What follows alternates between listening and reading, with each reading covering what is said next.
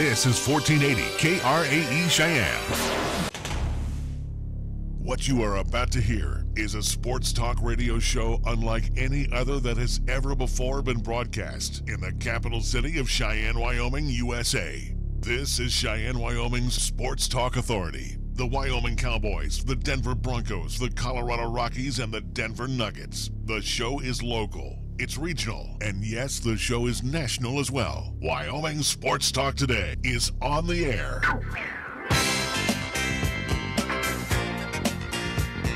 If they're talking sports on the radio in Cheyenne, this is the place it happens. This is Wyoming Sports Talk Today. And Wyoming Sports Talk Today being brought to you by Taco John's of Cheyenne. Jolly Rogers RV Sales and Service on Highway 30. Chick-fil-A at the corner of Windmill and Del Range, open Monday through Saturday right across from Menards. Key of Cheyenne over on Nation Way, where the 19s are waiting for your inspection and a test drive. Pine Valley Bank ×2, the original location on Vanda High and the east side location at the corner of College and Pershing. Medicav Pharmacy for all your pharmaceutical needs. Same location as always, Bluegrass Circle next door to Texas Roadhouse. Lennox Auto Body, the main auto and truck repair center on Dunn Avenue. The Auto Glass and Detail Center over on Pershing Boulevard. First Tier Bank at 1508 Stillwater Avenue, open Monday through Friday across the street at 1507 Stillwater Avenue. Sweet Dean, the Greenway Commons. It's Mondello's Pizzeria, serving up delicious pie 7 days a week. Mars Plumbing and Heating at 1515 Logan Avenue. And we get things underway with our scoreboard. And it's brought to you by Pepsi of Cheyenne. Here's Nick. NHL action for tonight. Toronto Maple Leafs at home. They will take on the Tampa Bay Lightning. You will also see the New York Islanders there in the great state of New York. They'll play host to the Columbus Blue Jackets. Ottawa Sens will travel to Philadelphia to see the Flyers at the Wells Fargo Center.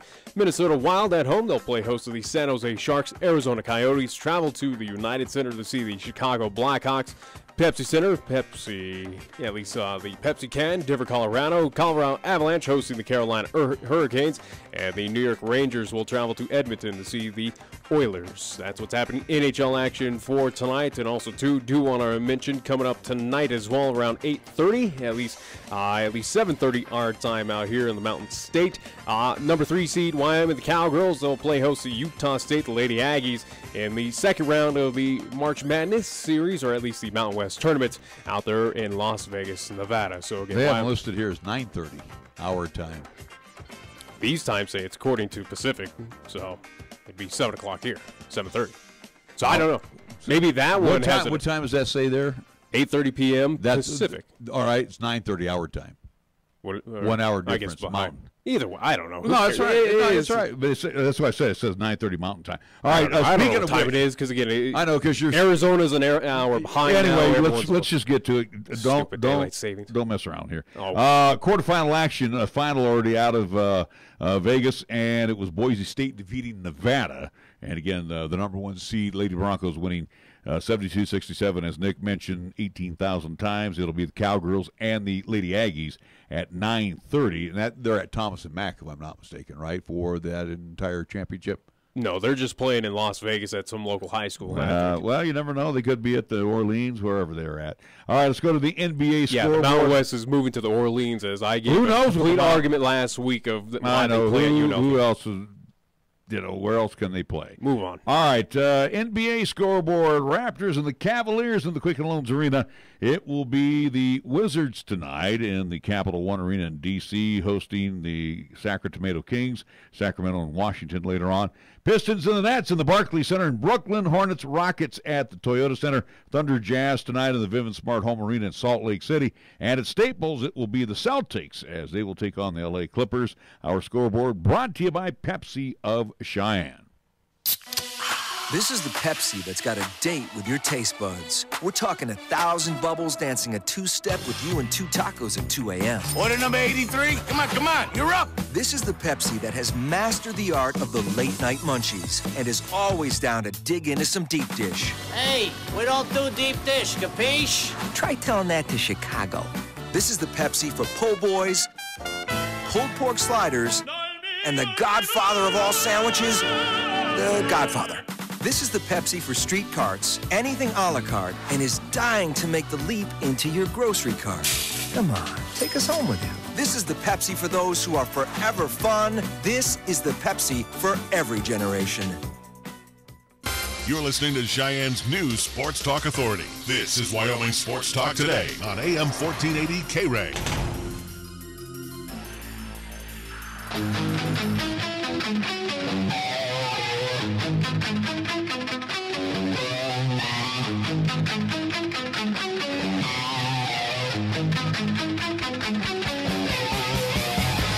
It is a Monday afternoon, Wyoming Sports Talk Today. Larry Proetti, along with Nick Proetti. And I don't want to sound like Ron Burgundy, an anchorman, head coach of the Stampede. Neil Breen joining us right now. I guess, Coach, real quick, we're going to get into a lot with the Stampede past season, things that were earmarks for you and things that can be grown upon with this program. But again, the program to me, and again, we're going to try to stay out of the political function because that's not your gig. Your gig is taking care of the kids. But with everything that has gone down, are the kids still under contract or are they all gone? Yeah, well, they're under contract until the end of the Western States Hockey League schedule is complete. And that would be playoffs included. Correct. Okay. So, with that being said, where are the Stampede at in the playoffs? We're hearing one side saying no. We're hearing another side against Steamboat. Give us the full Monty here. So we had, the full plan was to go and do the play-in game with Steamboat. Unfortunately, we, in our series against Ogden, sustained some injuries that was catastrophic to, sort of our numbers. And then obviously there's a schooling aspect when you have players that are school age. There's a big concern at times about eligibility and things like that with their in regards to their graduation. And we had a few guys where, that are in school that it was detrimental to them to be able to leave and go back to their home schools in order for them to graduate and and then have that opportunity to play college hockey going forward. So we kind of ran into a numbers. One of our top guys, a couple of our top guys actually are injured and they got bruised up in that Ogden series a few weeks ago where your numbers were already down, whether it was injuries or sicknesses. But again, it makes sense of, as we were talking off air before we actually got on the show here today, of you were already down and depleted, and it's not smart to at least head on out where, again, lack of numbers already to further injure those players who are currently healthy right now. Yeah, one of our guys, exactly. I mean, one of our guys, was already being used,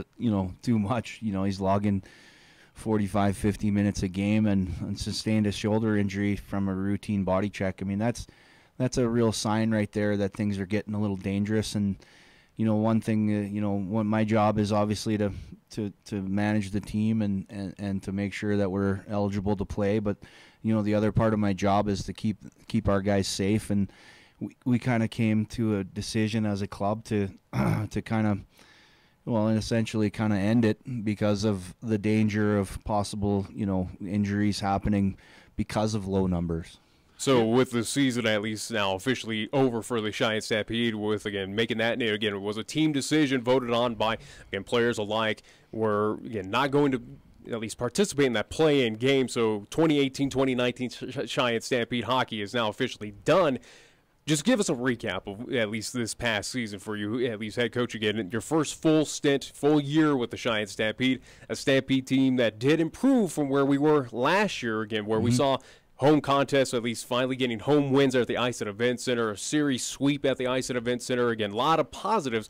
It might be small positives, but it's a good trend in the right way for this franchise. Yeah, I mean, considering where we started, when I came in November of last year to where we ended up, I'm really proud of the guys and their transition into junior hockey. We had some young guys again this year, a young team, and we relied heavily on some of the returners to be sort of big ticket guys for us, and some of the newer guys we brought in, like the Brian Waters and the Jeremy Velasquez and Logan Syrup, coming back and being a big part of that production group. And then, obviously we've added some new pieces later that were a huge part of our success. And, overall, like, finishing up with 9 wins, it's quite a bit better than last year. I mean, obviously we predicted to do a lot better than that. And, we had some tight contests against top teams in the league, and, we dropped the ball a few times against the other teams, unfortunately. But,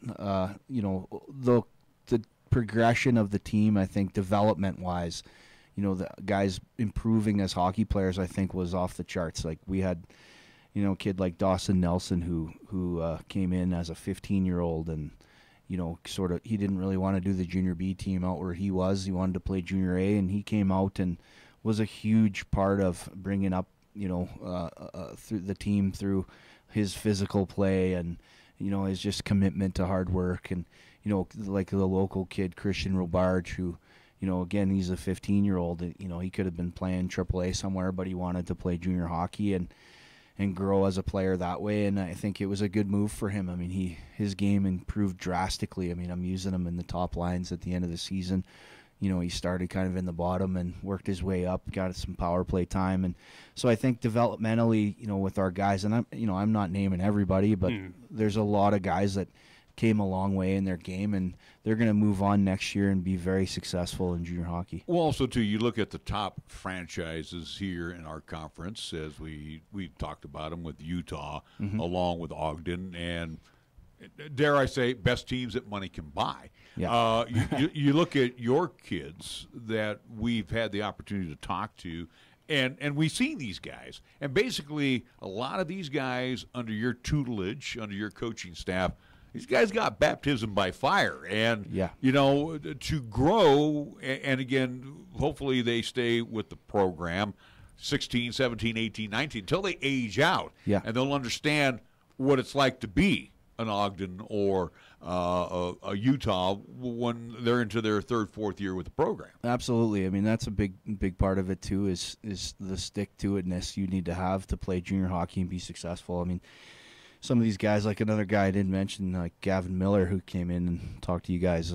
He's a kid that started with me in youth hockey, and when he came to me, he was miles behind where he needed to be successful, and he works so hard on his game throughout the season, in the summertime, on his fitness and his ability to skate. And, he was a top guy for us going into the end of the season. So, like, these guys, if they see their if they could just see their potential going forward, like, okay, here's where you're at now, another year, you'll be a dominant force in the league. Take a look at my crystal ball. Yeah. Now, I want to go back here because Nick jumped the gun here by asking you to kind of give us a little season review. I wanted to drop back with the kids now all, and the decision is not to play correct against Steamboat, but also to you and the Lances in a roundabout way, basically saved a lot of these parents some extra coin as well, because again, I think when they give X amount of dollars for ice time and being a part of the Stampede, even including being part of host families, again, playoffs are not included, right? It's all just up to regular season. Then the parents got to kick in a few extra bucks more for ice time and additionals. Yeah, there's a fee structure for playoffs. Typically, that's done by most teams in the league because of the uncertainty of making it. It's a bit of a logistical nightmare to go ahead and pre-charge that and then go ahead and have to refund folks. So, most teams in the league kind of follow a fee structure for playoffs as well. Go ahead there, Nick. At least with that, so again, Cheyenne Stampede not in action. At least their season has come to an end. Now, not to get into the political round, but obviously, again, things have come up recently with the Cheyenne Stampede. Again, with the recent back and forth between the city and the owners, Mark Lance, again, with the Cheyenne Stampede. What has been, at least in the past couple of weeks, locker room? Again, I would assume most of those players, know the social media side, can pick up the paper, know what's rumbling around the city of Cheyenne, but what has been kind of the, at least, mood in the locker room with these players right now where the uncertainty of the team, where if it could go possibly dormant, I mean, what are players' kind of thoughts right now? I mean, honestly, in the room, like you said, guys kind of know what's going on, and they tend to not tune into a lot of that stuff. They tend to just show up and work hard and practice and sort of not get involved in a lot of that issue. I mean, the temperature in the locker room was fine. I mean, the guys were looking to enjoy their time and as long as they could, and if the games were possible, then they were going to work hard and play in the game. So you don't get a lot of responses in the room about how things are going outside of the rink. One of the nice things was the Western States Hockey League listened to the Stampede's plight right now. So again, you got the delay, but for you as the head coach, and again, not that I'm trying to put you on the boxcar out of here, but also too, I mean, if this team is dormant for a season, that doesn't do you any well. You've got bills to pay. You've got a family to feed. I mean, what happens to Neil Breen? Yeah, it's a good question. I mean, I definitely have quite a few offers to go elsewhere, and that's kind of all hinging on what's going on here. So we're just going to be patient and kind of see what shakes out in the next couple of weeks and kind of go from there. But your hope is that this all gets taken care of here on the local side, because again, you have a job that's unfinished. Yeah, no, I mean, I think we love it here in Cheyenne, and we love the fans, and we want everything to work out in the positive for sure. So we're going to try to be as patient as we can and kind of make our decision going forward. If you can see this, and again, and I know Nick and myself are really trying to stay away from the political aspect with you, because you're the coach. Yeah, you're the coach of the kids. That's okay. But what can you do, and what can the kids do to make this a viable program? And again, not win every game, but I mean, what can we do, even the host families, to kind of keep this thing still on the ice? I don't know if it's a question of what can you do, of what haven't you already done, though, to make this viable. Yeah, Again, I can kind of answer both. I mean, I think for me personally, in my opinion, the job and the entity of a hockey team, the sole purpose is to move kids on to NCAA, right, to college hockey, and give kids opportunities at the higher levels. So like all of the other stuff is for me is really, obviously there's a huge business component to everything, but personally, I think if the focus stays on what opportunities this has provided for kids, I mean, there's been kids that have moved on from this program to college and or kids that have gone on to to have successful lives. I mean, we're not just hockey coaches, and we're not just a hockey entity. We're preparation for the real world, and a lot of people understand that of organized sports. I mean, it's an important experience for guys to go to, and this is a elevated level of that. So I think honestly, for the fans and for the people involved, I think if we put the focus on what opportunities this entity provides for kids, that I think, and if that continues, like we did a great job developing hockey players this year. We prepared kids for the next level, for their next opportunity. If we keep the focus on that, I think that then we're doing our job. What about this? I'm sorry, go ahead. I was going to say, again, where you give players those looks, especially at the Vegas Showcase, where, again, scouts are out there. Again, you have contacts where, again, you know at least hockey, at least entities throughout at least the nation, if not into the international routes, where, again, the Cheyenne Stampede is that stepping stone, kind of like our high school athletics, where, hey, let's give them a shot, let's train them here, get them developed, and then move them on to bigger and better things. And, again, it's something that the Cheyenne Stampede does pretty darn well, of giving those at least players who come from all around the world that option and an opportunity to move on. 100%, yeah, absolutely. What about the Western States Hockey League? And obviously they show their true stripes by saying, hey, we don't want to lose Cheyenne. It's been a very integral part of our league for the last, 8 years or so. Yeah. So I guess my question is to you, what have you seen from the Western States Hockey League? What impresses you about this whole league? What I like about the league is it provides a kind of an alternate opportunity for a pay-to-play situation for players that in the Midwest. I mean, there's not a lot of options in junior hockey in the Midwest that are not. There's the NA3, which I don't believe is as strong as the Western States Hockey League when it comes to speed and skill. And then there's and that's a pay-to-play situation. There's the North American Hockey League, which is a non-pay-to-play league. That's a Tier 2 junior situation, and that's a higher level, okay? But outside of those opportunities in the Midwest, the SHL provides a good option for Midwest hockey players and for players coming from the outside as well and at a high level. I mean, it's very good hockey. As you can see, like some of the teams that we've talked about this year, like your Ogden, your Utah, and things like that. I mean, they're putting together quality teams year in and year out, and I think this organization is right on the cusp of that. And so what I like about the Western States Hockey League is not just in the Midwest; it's on the West Coast. It's in the South. It has a big footprint. In major cities like Seattle and Fresno, Dallas has a franchise. Again, it does have major cities, along with also pairing up with the Cheyennes of the world, the Greeleys, the Steamboats of the world, where again we can compete and go across the entire Western states, not to just kind of small town USA. Yeah, and it also provides that entertainment for fans in towns of smaller markets like Cheyenne. Cheyenne's a great place for this.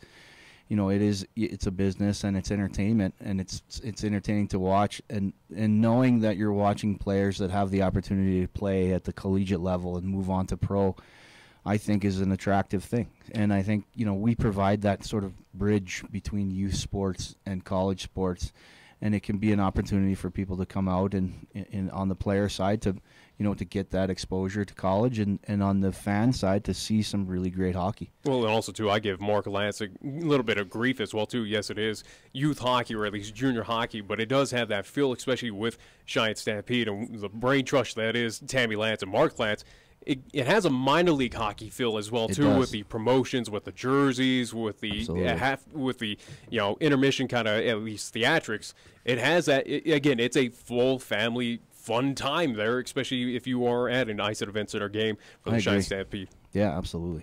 And I'm glad that you brought that up too, Nick, because the Lances, Mark and Tammy, they handle the business side, and you handle the athletic side as far as the coach is concerned. But to me, it seems like both the Lances as well as you're both in limbo. They're in limbo on the business side. You're in limbo on the coach's side. How much of a hindrance does that hurt you going out and trying to, look ahead towards the next season? Because I'm sure you've had an opportunity to, look at various spots throughout the, the contiguous U.S. states, Canada, Alaska, Hawaii. We'll go everywhere in the world. But my point is, there are some kids, I'm sure, and even the ones that we had on the air, all got a hold of you to play, or had some kind of connection with you in the past. So I guess my question is, how much of this, I guess the word would be recruiting, how much is this hurting the recruiting? It doesn't really hurt the recruiting at all. I mean, I do my job regardless of what's happening around me. I have a list of kids that I'm looking at for next year, and hockey has a funny way of working itself out in these situations. I mean, I've been through this a few times, and you kind of just continue on with what you're doing and try not to let what's going on behind the scenes affect you. Well, Coach, we want to thank you again. You've been a great sport through the good, the bad, the ugly times, and we appreciate all that you've done here. And again, thank you, guys. I'm sure that you've had an interesting time here in the Cap City, and hopefully it will continue on next season. But I guess in a parting comment, what would you like to say to all the fans of the Stampede that came out in support? Well, I want to thank all the fans and all the support that we've gotten from the community, and continue with that support. The Stampede needs to be here. It's a great opportunity for kids, and that's the number one most important thing. So continue to support the Stampede every way you can. Neil Breen joining us here on 1480 KRAE. We're going to take a timeout. We'll come back with more of Wyoming Sports Talk today after these words. Are you looking for a pharmacist who will actually take the time to talk to you? Then come to Medicap Pharmacy. We're dedicated to healthcare only. which means we'll fill your prescription quickly. And then we'll make time to listen, answer your questions, explain your prescriptions, and tell you about possible drug interactions. Medicap Pharmacy will always make time for you. Medicap Pharmacy, 1947 Bluegrass Circle, next to Texas Roadhouse in Cheyenne. Or call 635-3712. We are the key to your cleaning success. The Key People that provides affordable office and professional cleaning services for over 40 years with exceptional customer care. All of our contractors have background checks and are licensed and bonded. We guarantee you a safe and secure service that is tailored to your individual and business needs. The Key People do not impose year-long contracts, and all quotes are free, confidential, and personalized. Call the Key People at 1-800-468-8283. That's 1-800-468-8283. You love the Lennox difference, from collision repair to minor nicks and dents. Certified quality you can trust. Nobody cares about your car more than us. Lennox Auto Body, we do what we say. We fix it right and get you on your way. No shortcuts, no compromise. Lennox Auto Body. No shortcuts, no compromise. Lennox Auto Body at 1020 Dunn Avenue and the Detail Center at 617 East Pershing Boulevard, Cheyenne. When you say Mondello Pizzeria, think authentic Italian. When you say Mondello Pizzeria, think made fresh from scratch. When you say Mondello Pizzeria, think great pizza, delicious Philly cheesesteak, superb hot and cold Italian sandwiches, meatballs, sausage, and special subs, calzones, crisp salads, and great service. When you say Mondello's Pizzeria, think unmatched Italian taste. Mondello's Pizzeria, 1507 Stillwater Avenue, your only true Italian stop for lunch or dinner. Let First Education Federal Credit Union help make buying your next car a breeze. At First Education, you get competitive rates and deal with friendly local folks. Be in control by getting pre-approved and know what you have to spend before going to the dealer. Call 432-7400, go to firstedfcu.com, or visit us in person at 120 West Carlson Street with approved credit, membership eligibility required, federally insured by NCUA. Hop into the KRAE Time Machine each Monday through Thursday for the golden age of radio, featuring famous radio classics such as Jack Armstrong and Suspense Theater, along with pioneers in the entertainment industry like Bob Hope and Abbott and Costello, along with many other performers who've captured our ears many, many years ago. Join us for the golden age of radio Monday through Thursday, 8 until 10 p.m. on 1480 KRAE, also 101.1 FM, and you can also stream all of our programming on 1480krae.com. Here's the latest weather forecast on 1480 KRAE. Weather-wise for today, partly sunny, expected daytime high 43, northerly winds at 5 to 10, shifting to a southerly direction later today. Mostly cloudy for tonight, low down to 26. Tomorrow's forecast, clouds in the morning with a chance of snow flurries. Otherwise, mostly sunny. Look for a daytime high 52. And for Tuesday night, mostly cloudy with a chance of rain and snow mixed. Our low down to 27 degrees. When it comes to sports talk in Cheyenne, it's a whole new ballgame. Let's play ball. You're listening to Wyoming Sports Talk today, and it's only here on AM 1480 KRAE.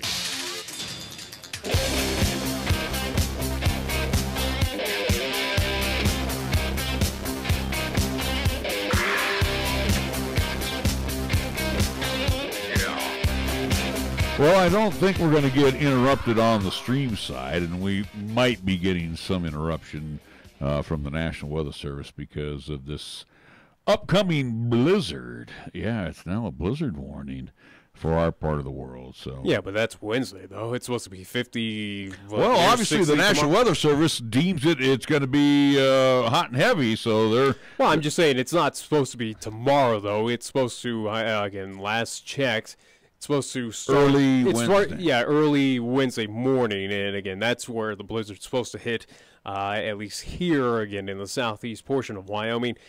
With that being said, as well, too, with that weather system, today, only day of Wyoming Sports Talk today for this week, as I will be, due to the fact of the weather, and I'm not getting stuck in this town, I will be on the road out to Idaho. Make that sound really good. I ain't getting stuck in I'm sorry. You were born and raised in this town. Yeah, there's some days, especially after what we just talked about, where you just need to get away from this city. But again, I will be on the road to Idaho coming up tomorrow, so today's the only day this week for Wyoming Sports Talk today, as again, preemptively to avoid the blizzard and take advantage of 60-degree weather to be on the road again, as trek across I-80. Again, we'll be at least on the road tomorrow. So. All right. Well, again, as we're just kind of buying a little time, hopefully the National Weather Service announcement. Who cares? We're still live on Periscope at the I got that. KRAE. If you missed out earlier when we were doing the scores, Boise State, because, again, the women's basketball Mountain West Conference tournament is going on right now at the Thomas and Mack in Las Vegas. And the number 1 seed Lady Broncos, they took on the Wolfpack. Lady Wolfpack kind of struggled. And that usually happens. You know, you could be the best team around, and when you get to a tournament, it's one and done, and that's pressure. That's the benefit of those Nevada teams, whether it is Reno or UNLV, where, again, not a long travel for them. Granted, Boise down south is not that terrible, but it does have a bit of a home feel for those Nevada teams. And we've seen Reno, we've seen UNLV do special magical things on that floor in Thomas and Mack. 72-67 was the final numbers for the Lady Broncos, just underway. And I mean, like 30 seconds into the first quarter, and the Lady Running Rebels are leading Fresno State 2-0. Also on the schedule, game that doesn't really matter at this point in time because, again, at least Cowgirls still need to compete later on tonight against Utah State. Also on the schedule at 7 o'clock will be San Diego State and New Mexico, and then Utah State and Wyoming will close out the session tonight at 9:30. Anyways, we should probably talk about more relevant basketball, at least from this past weekend, though. However, where I tried to get Chris Polton in the studio, but unfortunately he's got a tax date. I didn't get the Region 9 stuff. Did you end up getting that? Yeah, your Region 9 of on the winner, at least women's side from Scottsbluff. That was at Western Nebraska. That would be the Western Nebraska Lady Cougars, who are going to be your representatives in the national tournament in Lubbock, Texas. So go figure, the home team, they're hosting the site. The Lady Cougars of Western Nebraska, they will advance. Did they beat Casper? They beat Eastern Wyoming. Eastern Wyoming then upset Casper. Good for them. I wouldn't say upset because, again, Eastern Wyoming at a point in time in the season was top 25. So they were a for real outfit. So Western Nebraska did win the tournament out in Scottsbluff. In the men's side, as we got up, or at least I got updated on a few things, especially what happened today. But Casper College, your number 5 ranked team in the nation, they won the tournament up there in Sheridan, as it was a battle between, go figure, Casper and Sheridan College up there. But the Thunderbirds, they will be your Region 9 champions. They will move on to the national tournament happening out in Kansas. However, though, Sheridan, with their loss, they had a chance for an at-large bid, and they did receive it. So Sheridan and Casper College are your 2 teams out of Region 9, and that's the entirety of North and South. They are the 2 teams that will be representing this region on the men's side of the national tournament. Interesting on Casper College, as they defeated Sheridan on the last game of the season. Sheridan won the coin flip to have the tournament at the Golden Dome in Sheridan, and then Casper comes back and beats them in their house as well. So, Thunderbirds a little bit on a roll right now. And but you had to figure, though, with 2 top 25 teams that are in Region 9, that both of them were going to make the national tournament, especially when both of them matched up there in the and they were finals. both in the top 10, if I'm not mistaken. Yeah, I think Casper Sheridan College dropped too much when they lost to Casper. Sheridan, I think, at a point was at, or at least headed into the tournament, was number 8 nationally ranked. So either way, though, you had a feeling that they were going to be a representative. The only issue with it, and again, this is, you know, now being a supporter of Region 9 basketball as much as it is Casper, but Casper did get a little bit disrespected, even though being in the top 5 of nationally ranked teams. I think they come into that contest where, or at least in that national tournament, as a do believe a very low seed, where they don't have a favorable matchup. And it was just very interesting to see that the tournament selection committee decided to take a top 25 program, a top 5 national program, and put them as a very low seed in that national tournament. So, yeah, a little bit disrespected, at least out here in the state of Wyoming, for our 2, at least, local schools up there in the north of Sheridan and Casper College. And again, we saw both those outfits on 2 occasions each. Yeah. And, you know, pretty doggone good programs. Matter of fact, if I'm not mistaken, they correct me if I'm wrong, Sheridan pretty much sophomore-oriented this year, as was Casper.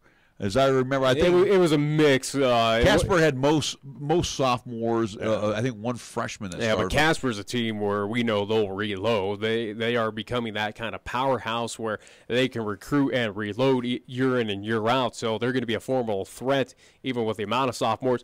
Would not doubt Sheridan is going to be there as well too coming up next season. But again, that's a long, long time from now. Don't even want to think about it, as again we are finally all wrapped up with at least LCCC basketball, especially on the women's side on past Thursday there in Scottsbluff, where the Lady Golden Eagles did get defeated, unfortunately pretty handily by Northeastern Junior College. The Lady Plainsmen, they took care of business.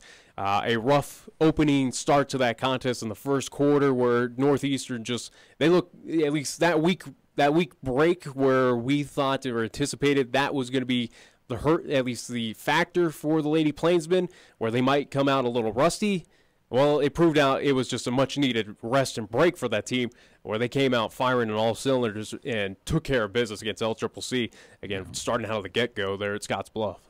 You mentioned with Casper, they are a number 9 seed in this tournament out of the 24 Again, teams. out of a top 5 were in the NCAA tournament.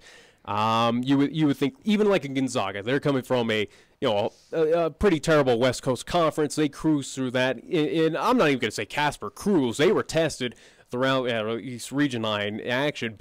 And again, you saw a lot of talent, whether it was Western Nebraska, North Platte as well too. They saw a lot of good talented teams, but still took care of business. But even as a top 5 nationally ranked program, even in Division I NJCAA basketball, it just seems interesting that they come in as a number 9 seed where, like I said, Gonzaga, if they were in the same position, number 5, they'd be a number 1 seed, possibly number 2, number 3, pretty high in that national tournament. So it's just interesting that Casper College got a little bit disrespected in the national tournament. And looking here, I see Sheridan, they end up being the number 13 seed. Yeah.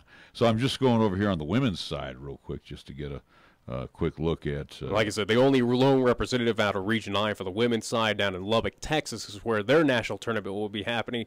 Will be Western Nebraska, and that was when we talked with Coach Ortmeyer. That was kind of the anticipation of you had to win Region 9 to at least make it to the national tournament. There an outside possibility that another team on the women's side could make it, but it wasn't going to be at least reality, at least here in Region 9 basketball. Right, and again here I just can't find the women's. It's not hard to go to njcaa.org. I'm right here. Women, I'm right Division here. One, I'm on Division 1. That's what I'm. National tournament. It's not hard. I'm on it, Nick. It's just not giving me where Western Nebraska comes. And that's why you don't do any of the tech side. Clearly. Did I bring up the guy side? So don't go there. Surprised pal. you did that. Yeah, I'm on this here. All right. Well, anyway.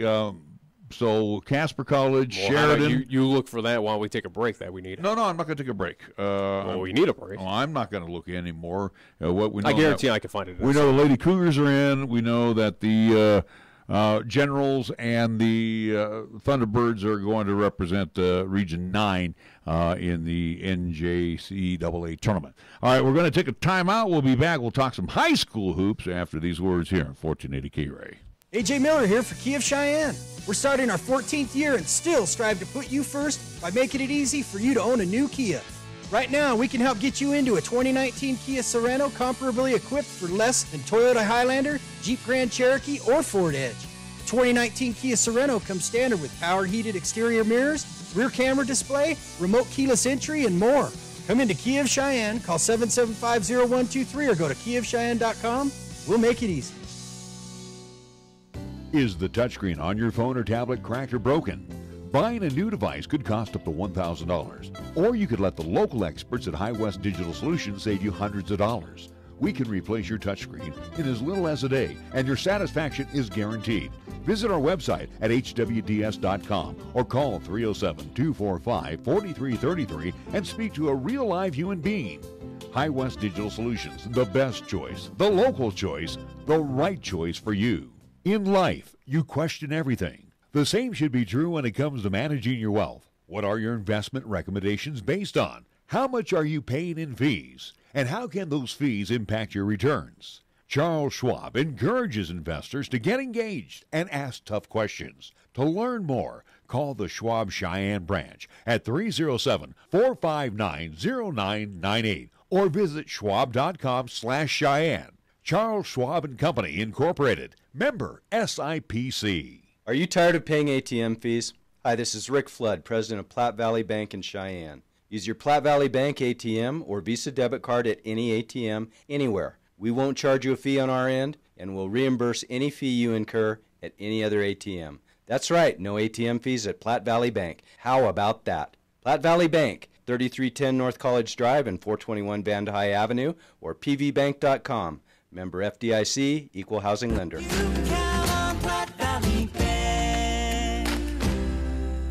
Community banking for you. Check out the huge savings this week at Town & Country Supermarket Liquors. Here are just a few of the terrific weekly specials. Our Super Radio Buys heard only right here features Svedka Vodka, 1.75-liter bottle, $13.99. Dos Equis Lager or Amber, 12-pack, 12-ounce bottles, $13.59. And Jim Beam Bourbon, 750-milliliter bottle, $12.99. Town & Country Supermarket Liquors on the South Greeley Highway, Cheyenne's low-price leader. Emergencies can happen anytime, and Marv's Plumbing and Heating, 1515 Logan Avenue, available 24/7, is here to take care of them in the quickest possible manner. Marv's Plumbing and Heating provides the highest quality service for all your plumbing and heating needs. So if you need bathroom remodeling or a commercial heating contractor for your latest building project, Marv's Plumbing and Heating will provide you with the most dependable service at a reasonable price. You can always count on Marv's Plumbing and Heating. Give them a call at 316-7634. That's 316-7634. Here's the latest weather forecast on 1480 KRAE. Weather-wise for today, partly sunny, expected daytime high 43, northerly winds at 5 to 10, shifting to a southerly direction later today. Mostly cloudy for tonight, a little down to 26. Tomorrow's forecast, clouds in the morning with a chance of snow flurries. Otherwise, mostly sunny. Look for a daytime high 52. And for Tuesday night, mostly cloudy with a chance of rain and snow mixed. Our low down to 27 degrees.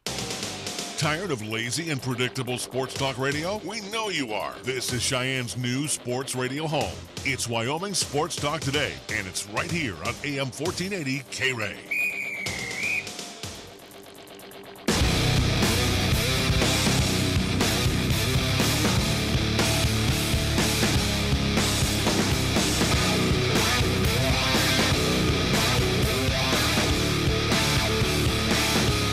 We are back on Wyoming Sports Talk Today. Larry Perotti along with Nick Perotti as we are here doing our thing for this Monday. Is this the only day we're here, huh? I just said that about, 10 minutes ago? I know, but that's just it. You're hasta la vista. It's amazing how much time you take off from this place. I haven't. I've been busy since August. And again, took advantage of the Christmas break where you gladly could have as well, too, but... I've been more busy than you have, or I've been doing high school LCCC and high school football as well, so I don't want to even hear it from you. No, okay. I'm just saying, at least where the only time I wasn't busy was high school was this past weekend where Chris Bolton was live up in Casper as we had to do the LCCC thing in Scotts Bluff on Thursday, but Thursday and Friday and Saturday, 4 Cheyenne teams got underway, with it being the 2 Cheyenne East programs and Cheyenne Central, both boys and girls basketball. So I'm just looking at what happened and just giving at least quick recap for on the boys side of things. East, they did make it all the way to the semifinals, but they were upset by a Casper Kelly Walsh team that you said had no business, or at least you were you thought that Casper Kelly Walsh was not going to get past that first day. They were beatable. Matter of fact, let's go back to that semifinal game. You listened to it. I heard it. And East was their own worst enemy. Yeah, they certainly were. I mean, gosh, they basically almost handed that game to Casper Kelly Walsh. But also, too, I give credit to Casper Kelly Walsh that had a 10-point lead at a point where they took advantage of it. And, again, they went on and at least took care of business, got the victory by 7 points, winning 70-63, where, again, they did move on to the championship game, which they eventually did win. So, Casper Kelly Walsh, the Trojans, they are your Class 4A state champions. And who did they beat for the championship? They beat a talented Cal Campbell County team. Again, a Campbell County team that no one anticipated to get this far. A team that made it back again to the championship game. Again, they were your defending 4A state champions. And, well, this time around, they're going to be the runner-ups to the state championship. So, at least, taking a step backwards for the Camels, so to speak. But, give credit to Casper Kelly Walsh. Proven pretty, I would say Casper Kelly Walsh proved a lot of the state wrong of where we anticipated that the winner was either going to be, in my opinion, it was going to be either the Camels or Cheyenne East. Well, 2 out of 3 years now that Kelly Walsh, so obviously quietly they've been building a winning basketball program up there in Casper. It's interesting. But it's interesting that Casper Kelly Walsh is the thorn in the side of Eastside Thunderbirds, where last year they upset them in the first round, at least at Casper Kelly Walsh, where they had to play that game there at their home gymnasium. But then this season, getting it done at the event center. So, but the Trojans have just been a bugaboo team for the Eastside Thunderbirds to get past. Well, and here's another thing, too, for the I don't want to use the word naysayers out there, but for those that used to always gripe and moan about Campbell County, Gillette winning or always being in the state championships. Guess what, pal? On the boys' side, it was Campbell County. On the ladies' side, it was Thunder Basin. Guess who's still dominant in basketball? Gillette. Yeah, at this point in time. But again, they still have a lot of talented young squads, especially for Campbell County on both the boys and girls side. Thunder Basin, boys side, they got a little bit building to do, but at least on the girls side, the Lady Bolts, who did become your Class 4A state champions on the girls side, their first ever state championship. Obviously, they've only existed for 2 years, but they did take care of business against the Eastside Lady Thunderbirds on Saturday up there at the at least Casper Event Center. So, but to get to the championship game, they had to beat Campbell County. So again, the Lady Thunderbirds. That would be that was the Lady Thunderbirds really rose to the occasion. Not that Thunder Basin had probably the easier route to get the state title. I was going to say not that the Lady Thunderbirds left it all on the floor against Campbell County, but I mean it was like this was rock'em sock'em against Campbell County. Then they had to go on the floor against Thunder Basin. And you just want to know how much gas was left in the tank when they took on the Lady Bolts. But Thunder Basin, though, they cruised in every game, so to speak. Day one against Green River, they took care of business 65-49. Moving on to take on number 1 seed out of the West Star Valley, they cruised in that contest 66-42.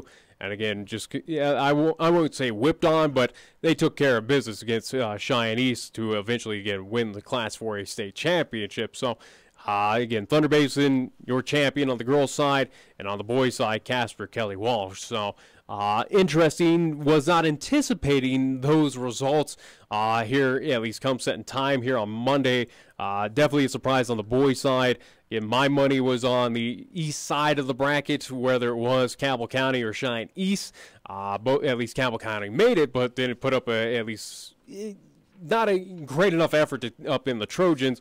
And again, Thunder Basin was not anticipating them to at least hoist the championship. Where, again, Campbell County on the girls' side still there. Cheyenne East, who I thought was a clear odds-on favorite. Anything and everything can happen. I do want to mention, too, that the Lady Indians made it to the consolation, if I'm not mistaken, right? How about the girls? They exited on day number 2. On Friday, they lost to Green River. Green River, that's right. So, their season came to an end on Friday. The guys made it to the at least consolation game and lost by a single point to Evanston and the Red Devils. And here's the deal, too. This I don't understand. Again, the Wyoming High School Activities Association amazes me in some of the crazy things they do. And again, with both radio stations there representing Cheyenne, our radio station, and another one in town, you put the 3:30 game, the third place game, over at Casper College. Yeah, so unfortunately both entities here in town could not cover it because you had to go across town to the Casper College to see East versus Sheridan on the boys' side, and then hopefully if it didn't go into overtime or at least didn't go overtime, you had to run all across town to get to the event center for the championship game. Because you're also running into... Well, you're running into 3A championship games. No. But when you're at Casper College, though, you're also running into consolation championships, third place games, so everything's not going to tip off. at 3:30. Well, the consolation games were at the event center. The third place boys game was the only oddball that was at Casper College on Saturday because, again, you had to fit time for the 3A state championships on both boys and girls side that were split in time between the 4A. But also they were at Casper College as well, too. That's what I'm saying. So the 3:30 game at Casper College wasn't the only game. So they had to wait a couple games before. And, again, they get behind time because you're handing out the plaques and everything. Because you do get – this is amazing. You get a consolation championship trophy. For 5th place. For 5th place. You don't get anything for 4th place, and you get a 3rd place trophy. So I don't know. Yeah, when they hand out the awards, it's different. But anyway, so you can't be two places at once. You got the consolation championship at the event center at noon, which we had the guys. No problems there. But you got to make that decision. 3:30, 5:30. And correct me if I'm wrong, we were on time for the 5:30 game. I would assume. Yeah, I think we were on time for the 5:30. So, and these games are budgeted for an hour and a half. Try to break down your equipment, run over to cross town, and be ready for 5:30 tip-off. I don't know why you complain about it. Go talk to, again, Ron Laird, commissioner of the at least high school. I don't cover high school anymore, and I don't care. Well, then why are you bringing it up? I think it's just another dumb arse thing that they do. I think, especially with the regional, at least tournaments, and again, without the coaches or speaking for the coaches, again, we have their opinions on that regional tournament that happened 2 weekends ago. But, again, the quadrant system, questionable decision by the Western, at least by the High School Athletics Association. This regional tournament with the double elimination, where 4 games in 3 days, if you had to lose, like for instance, again with the Central boys, Central girls, where you had to play a lot of basketball and you weren't even guaranteed at least state, winning your conference, or even winning your conference, like the Cheyenne East teams had. They weren't even. It didn't matter. Didn't matter. They could have exited out of that and not even been in the state tournament. Basically, for the state championship game is at least state tournament. It's questionable how they do things. Again, the 3rd place game, the consolation, even for the loser out of the consolation bracket. Like for instance, again with Central, the Lady Indians, they were going to at least anticipate to take on Casper Kelly Walsh, the Lady Trojans. That game wasn't even played. So 2 teams didn't even get to play as every other team played for whatever 5th place, 3rd place, blah, blah, blah. It was just interesting that you had 2 teams that were guaranteed not to play on a Saturday as much as they've already traveled up there. So well, and in a situation like this, Nick, this would be my suggestion, since we have 2 broadcast type of facilities. What we would have to do, you and me, just for argument's sake, we'd have to drive up next year, do the 3rd place game. That way Chris can be settled in for the 5:30 game. I mean, this is like, why can't you run the 3:30 game followed by the championship game, or, run those games early over at the Well, I'm surprised you don't move. I'm surprised you don't move the consolation 5th place games to the Casper College, where again that's where they used to be. Well, and that's where they probably should be at this point in time. Where does it again? No disrespect to those teams that competed in the consolation game, but again, it's almost like here's a participation award. Congrats! Right. To me, it doesn't make sense. So no, it does make sense. You're absolutely right, because I can tell you from years past, the 9 o'clock game was the ladies. Yeah. That would be the consolation. The 10:30 game was the 3rd place game. Then the guys stepped on the floor. This is all like Casper College, Nick. So it would be noon back in the day for the consolation guys, and then at Casper College it would be the secondary game there. So we're looking at 9, 10:30, noon, 1:30 for those 4 games right there, all at Casper College. In the meantime, they've been playing the 3A over at the event center. And I think that's fair. Again, let 3A, at least the championship games, not the consolations or any extra kind of 3rd place games, they shouldn't be at the event center. Well, and again, the championships used to be at 5:30. Matter of fact, correct me if I'm wrong. I know I'm going back in time. It used to be 6 o'clock and 7:30. It used to be prime time in the event center that they used to run the championship games. So I know they want to get teams out of there early and stuff, whatever. But it's like, well, now at least if we look at the girls, again, 5 o'clock is the set time for East versus Thunder Basin this past Saturday, and for the boys championship, it was pushed back to 8 o'clock for that contest, so very late. Well, yeah, because you ran the 3A boys championship prior to. Like I said, I think 3A boys and girls, absolutely, they deserve to play at the event center. There's no doubt about it. But again, the consolation, the third place games, all this extra additive stuff where it really doesn't mean anything. It means something obviously to the kids, but again, in the grand scheme of a state championship, though, it's something. Yeah, it needs to go to Casper College. All consolation games go to Casper College. Third place games should be at the event center, followed by the championships. I agree. It's a simple drill. Now, how the High School Activity Association gets it together, don't know. They're the same ones that put up the quadrant system. And again, it put up these regionals where double elimination, where if you got a 22-3 record, you could not be going to state. It was an absolute kind of spit in the face, especially for our local teams, especially with Cheyenne East, where, again, the boys and the girls, you work so hard to at least get those wins, take care of business during the regular season, and, well, you're not even guaranteed. You get no benefit out of at least playing the regular season. It's pretty much of you can lose 20 games and still kind of ramp it up, or at least kind of play at 50% through the regular season, and then wrap things up at least come tournament time, and surprise everyone as that 4 seed coming out of the East, because again, no one is guaranteed anything. It is a little bit spit in the face of those teams, and it's something that Ron Laird, and again that front office there for the High School Athletics Association here in the state of Wyoming needs to take a look at, along with a few other things, including a shot clock. But wasn't this all agreed upon by athletic directors too? Again, this is not, we can't throw it all in Ron Laird's lap. That's true too. Again, athletic directors. You would have to talk to the Jerrys of the world and the Chads and the Mark Puebs. You got to talk to those guys and find out. Again, I'm sure it wasn't handed to them saying this is what we're going to do. I think everybody voted on it. Yeah. So, but again, I don't know how long this is going to be. In fact, hopefully it's not too much longer, because I think even the first year experiment of what happened and things need to change, it wasn't good. This was not a smart outfit, or at least a smart decision by the at least High School Athletics Association.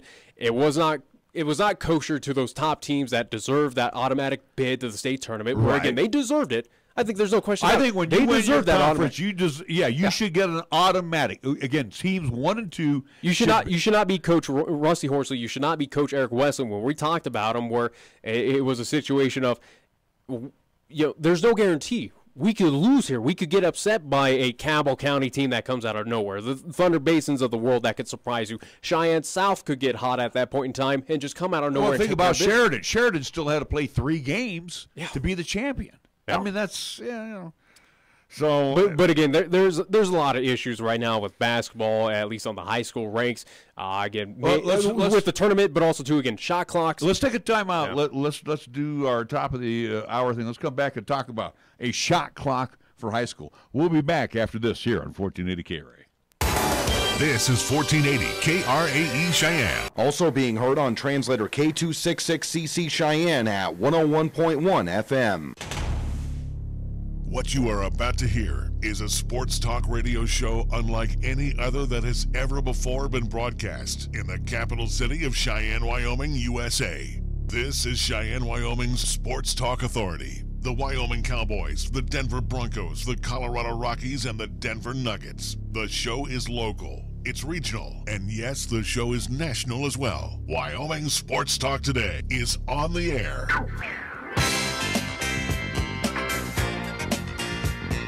If they're talking sports on the radio in Cheyenne, this is the place it happens. This is Wyoming Sports Talk Today. Hi, I'm Alex. Welcome to hour number 2 of Wyoming Sports Talk Today. It's been a long year, and again, I don't know what I'm doing at this point. That's why I hit my commercial. You interrupted the talent. First off, you shouldn't be doing that. Oh, what? Anyway, Marv's Plumbing and Heating. We want to thank them at 1515 Logan Avenue. We also want to thank Mondello's Pizzeria at 1507 Stillwater Avenue, Suite D in the Greenway Commons, open 7 days a week. First Tier Bank directly across the street at 1508 Stillwater Avenue. Lennox Auto Body on Dunn Avenue, and the Auto Glass and Detail Center over on Pershing Boulevard. Medicap Pharmacy on Bluegrass Circle next door to Texas Roadhouse. Platte Valley Bank ×2, the original location on Van High with the east side location corner of College and Pershing. Kia of Cheyenne over on Nation Way. Chick-fil-A at the corner of Windmill and Del Range directly across from Menards. Jolly Rogers RV Sales and Service, your home for Jayco RVs, fifth wheels, and travel trailers. And we also want to thank Taco John's of Cheyenne. We get things underway with our scoreboard in hour number 2. That's brought to you by Pepsi of Cheyenne. Here's Nick. Yeah, thankfully, I only have to do this one time a week. At least for NHL action for tonight, Toronto Maple Leafs at home. They will take on the Tampa Bay Lightning. Columbus Blue Jackets will travel to New York to see the Islanders. Philadelphia Flyers at home at the Wells Fargo Center will play host to the Ottawa Sens. San Jose Sharks will travel to Minnesota to see the Wild. In the United Center at Chicago, the Chicago Blackhawks play host to the Arizona Coyotes. Carolina Hurricanes will travel down south to the Mile High City to the Pepsi Center to see the Colorado Avalanche. And the Edmonton Oilers will host the New York Rangers. That's what's happening in NHL action for tonight. And do want to remind folks on the hardwood, at least out in Las Vegas at the Thomas and Mack Center, will be a game underway at 9:30 tonight to again get that all situated. I will be the number 3 seed Wyoming Cowgirls. They'll take on the number 6 seed Utah State Lady Aggies. Again, that is a late night contest coming up tonight, as it is day 2 of the Mountain West tournament, at least on the women's side out there in Las Vegas. That's right. We're in the quarterfinals right now. Boise State has punched their ticket to the semis as they beat the Lady Wolfpack of Nevada 72-67. And leading right now with about 5 minutes to go in the second period, it's the Lady Bulldogs of Fresno State 28 and the Lady Rebels, Running Rebels of UNLV 16. So that's what's going on that scoreboard. On the NBA scoreboard, it will be the Raptors and the Cavs tonight at the Quicken Loans Arena. Sacramento Tomato Kings and the Wizards in the Capital One Arena in D.C. Pistons and the Nets in the Barclays Center. Hornets and Rockets at the Toyota Center. Watch out for those Houston Rockets. They've caught fire all of a sudden. Thunder and the Jazz in the Vivint Smart Home Arena. And the Celtics will match up with the L.A. Clippers at Staples this evening. Our scoreboard brought to you by Pepsi of Cheyenne. Yo, this is your cup holder talking. You know me, the little round thing between your car seats. Now, listen, we need to talk. Now, I normally have a nice cold bottle of Mountain Dew in me, but at the moment, I'm empty. That's right, no Mountain Dew. Nothing in here but a couple of quarters and a dime. A fully capable cup holder like me just carrying your loose change, it's embarrassing. Look, I'm not made for loose change. I'm round like a bottle of Mountain Dew. Glistening, cold, and delicious. I'm made to keep Mountain Dew within reach at all times, so you're never far from that incredible bold citrus kick whenever you need it. Just inches from your hand. So find a store already, grab some Dew, toss it back, then place that bottle where it belongs, and put that loose change back in your pocket. Mountain Dew. Do the Dew. Got something to say? Then get it off your chest right now. Phone lines are open at 307-514-1071. Make your opinion count and call the show. Wyoming Sports Talk today.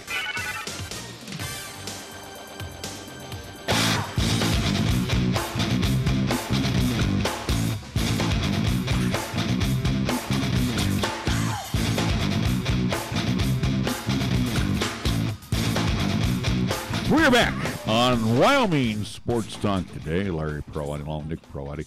One thing that Nick was pretty adamant about as we were getting towards the top of the hour, and you were talking about a shot clock in high school. Well, it's something that me and Chris have discussed, at least on a few broadcasts that we've seen throughout at least this season. On the high school side, again, there is no shot clock. There is at least the only 8-minute quarters. 8-minute quarters, but again, as long as the player doesn't press up against you, or at least initiates that defense, again, you can just dribble that ball out. We saw that. I do believe, at least during the regional tournament, I do believe for East and Sheridan, if that boys championship game to decide the East regional champion. It was a situation where the Bronx basically just dribbled the ball, where they had, they had a decent lead against Cheyenne East. They, no East player was going to at least push up against them, put on any defense, so they just basically ran down the clock. Well, you think back in the day of Johnny Wooden and UCLA before the shot clock in college basketball, where they used to go to the four corners. Offense and just pass the ball around. Well, and I think we saw that in the girls' contest as well between Thunder Basin and Campbell County, where it was pretty much just pass along the baseline, just pass around those corners, and again, just kill off as much time as you could at that point where it's something that, yes, coaching staffs and those at least teams can abuse at a point in time, or at least maybe abuse is a hard word for it, but it can take advantage of it. Where for me, I don't see a point right now, especially in the high school ranks, of why we don't have a shot clock where, again, kind of like what Coach Breen just said for at least junior hockey, you know, what we talk with high school football around at least the city of Cheyenne with high school basketball, these coaches, again, all their goals right now is to send these players off to, again, the next level, which is going to be collegiate, whether it's JUCO, Division I, Division II, Division III, wherever it may be.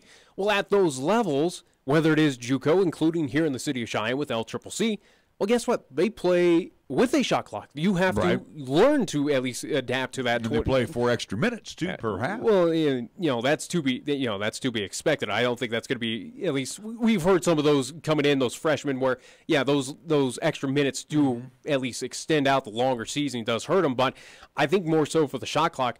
Again, as we're trying to prepare these kids for that next level, well, why not just have it set up right now where, yes, you can be without those extra minutes, keep it as the 8-minute quarters, but maybe set up a shot clock where they got to learn to get those offenses done at least within that set of time. And I'm not going to argue with that. I think the logic is fine. Like I said, I called a game with your sister many years ago, and Josh Fearing was, matter of fact, Lindsey Fearing's brother was with the Central Indians. Doug Maratzka was the head coach, and I remember him putting the ball. And those of you that would remember that game, he put the ball on his hip for the entire second quarter, and Laramie did not come out after him. Yeah, and that's all he did. He stood there, and everybody was just kind of like, you know, getting on their cell phones and talking to each other and laughing and kind of just going through, hey, you know, what are you going to do here, pal? And he looked over at the coach. Coach said, hey, you got to come out. We don't care. Yeah. And I think at that time Laramie was leading them by a couple of points. But the thing is, we got how much for we got 30 seconds for the ladies. JUCO. Well, I mean for JUCO in general, though, for both men and women. Okay, so it's 30 for both men and women. As much as, again, they split up between the quarters and halves, which I don't see the argument. We've had Coach Ortmeyer discuss that where, again, wouldn't mind having the 2-half system like the men, but it was at one time, and then they switched it to the quarters. Again, but either way, though, again, at least it's still the same with 30 seconds for JUCO. What would you like to see? And I'm asking you the question because, again, I'm not arguing with you. I think maybe a shot clock is good. What, 35 seconds? Possibly. 40 seconds? I think maybe 35 or something like that. At least have it set up where, all right, 5 seconds extra. But it's still something that teaches them where, yes, you need to get that playoff here in this set of time where instead of just passing along across the baseline, doing the 4-quarter system, waiting, as you mentioned again, have ball on hip and just stand there for an entire quarter. No, you need to teach these athletes this is what to be expected in the college ranks. It's not going to be as extreme as it is here in the high school, but this is to anticipate or at least get some, general understanding. You're teaching them the motion offense, all the offenses. This doesn't help. This doesn't help these athletes learn that though. Where I can just dribble it out. I'm going to wait on them to press on me. Blah blah blah. I'll just now take let me ask you this though: does that boil down to the junior varsity level, or you leave the junior varsity level, and if you get to the varsity, this is what happens? You know, we're going to play with a shot clock. See. Not so much that you're running into a bunch of roadblocks here, because I think, like you said, I think it's a good idea.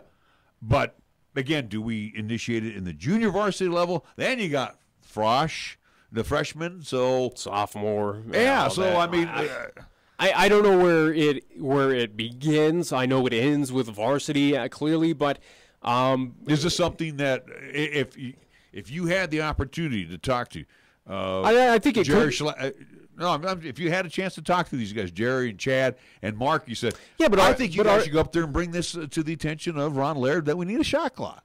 I think so. Well, I think a lot of, at least, not even just broadcasters, but I think also too fans of the sport, be at least again fans of the sport of high school athletics, especially here in the state of Wyoming, necessarily here in Cheyenne. But it is something where I think it is an issue that needs to be addressed. It's something that these high school students need to play under. It is something where, it doesn't help out these players. It doesn't help out these teams where you can abuse a system that is not in place right now. It doesn't set them up for that next level per se. But let me ask you this: since we do the next level, yeah, and you see what the clock is all about, and then you come back, and then you come back and do a high school game, and you notice the night and day difference. Is that one that kind of, I don't want to say clouds your judgment a little bit? That it's like, well, this is the way they do it here. Maybe we need to do it down here. Or wouldn't it make sense? So again, your goal is to get them to that higher level. Right. Well, why not play in a similar style of that higher level to at least get them ready for that? Where, again, they are fixated. Those eyes do have to realize, hey, there is a shot clock. We do need to see, it's waning down to 10. Now it's under 5. You got to keep those eyes up there. And I think probably those JUCO coaches, whether it's Ficka, whether it's Coach Ortmeyer on the men and women's side there at LCCC, would probably agree of saying, hey, that'd be a nice tool for them to at least already have established as a player to realize, hey, all right, I got 20 seconds here to get across, at least 20 seconds to get across the baseline. So, again, 10-second rule to get across. You got a timeline, yeah. Yeah, again, where you have that much time allowed. Here it is, 10 seconds. You need to realize, all right, I need to make a play or at least have some eye on that clock to realize instead of a shot clock violation that at least incurs a turnover for that team. I think that is a skill, or at least something that needs to be implemented. It does help. It doesn't hurt. It doesn't hurt these players. It doesn't hurt these teams. It only helps and benefits these players out for that next level. I like the idea, and I'm not going to say that it's a bad idea. I've got a couple issues I think that need to definitely be looked at as well too. What? The running clock. I think the running clock doesn't benefit anybody. Basically, what? Just call it after 40 then? No.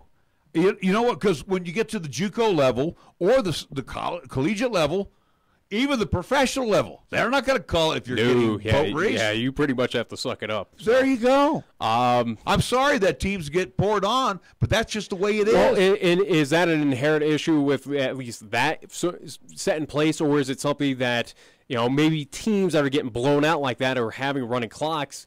Maybe it's something that needs to switch up in the classes per se of, well, if you're getting beat by 40 points average right now, and again, I'll use, unfortunately, I have to, folks, for the Cheyenne South Fighting Bison, again, the boys team, they got whipped on pretty good amount this season. Is it something where you need to address of saying, maybe these programs, these teams shouldn't be here in this class, maybe have to step down a class to avoid that. And that even goes back to football, where we saw a lot of running clocks this season. Well, and again, going back, is it an inherent problem of too many vast mismatches right now in the Class 4A? Well, and I almost call the basketball one now the running clock. I call that the Gillette rule, the old Campbell County one. And this was before Mitch Holst was the basketball coach. Yeah. This was, before he came into play. And again, I remember Gillette teams up there on the lady, what are the Camels? I remember walking in there and they're doing the 9 o'clock game and they're taking on, just for argument's sake, Evanston. Yeah. Okay, and they're up by 35 at halftime. Okay, but in the first quarter he ran his starters, and then in the second quarter it was his second team. Third quarter came back all the starters again. Yeah. And the fourth quarter, it was his second team, and they went by like 50 points. So, I mean, are you going to punish the good teams, or are you going to – I mean, this is where I'm at with that. I know in football, for example, Coach Goff, and I would assume the other coaches too. Mike Apodaca with Central and Dan Gallis. Dan Gallis, if they had that opportunity to be up by 40-plus points – I'm sure they're going to take their foot off the pedal, and, you're going to, back in the day when you were a sophomore, I remember you got some playing time. I never got any playing time as a sophomore on the varsity, but I'm just saying, you get an opportunity to play your younger kids. Yeah, again. And a running clock doesn't help them. But, and again, same in basketball where you do see benches clear, but it's at a point in time where, if your bench is that good or at least taking care of business, or where we saw a few contests between Cheyenne South and Cheyenne East where, it's an issue that certainly needs to be addressed as well of what is the issue here? Is it something that do we need to at least stop that running clock situation, let them have to deal with it, or is it something that we have vast mismatches right now in Class 4A between these teams that maybe things need to be shaken up a bit, or at least things need to be altered to where we have closer matchups matchups that are at least, again, beneficial to both teams, both players on those teams, where it's experience and not so much of, oh, hey, we beat them by 40. That was easy. Well, the thing is, too, the ironic part of it, it probably benefits you and me. We get out of there about 25, 30 minutes earlier. We do get out of there faster, but it means a boring broadcast. So but it's not about us. You know what? I've had to do those games before. I get that. And I'm sorry. It's boring, but it's boring for us. It's boring for the parents. It's boring for the players as well, too, where it's not beneficial for anyone. Again, you look at Coach Breen here. He's getting beat by Ogden.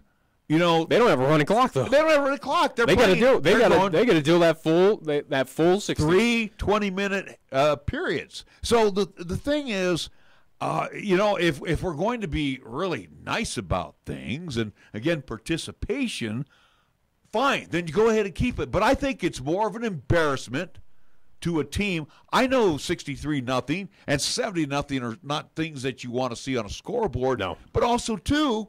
You want to, by that time you throw in your underclassmen, they want to get some game time in, and it's like, I'm not getting hardly any time because the clock tick, tick, tick is going on. It's continually running. It's not game situation. And I don't like it in basketball either. I think it's dumb in basketball. And again, when you run into that situation, it does take away the game aspect where, again, it's all about teaching these younger athletes. And again, this teaches them nothing when they are put in that situation, as much as, again, if it is a 40-point deficit or again, for football, I think 45-point deficit for those running clocks. But it's something where it does take it away from those younger classmen who do need to learn, who do need that game experience. That's why they're a part of those sophomore JV and possibly varsity teams, is to learn to be better and move on.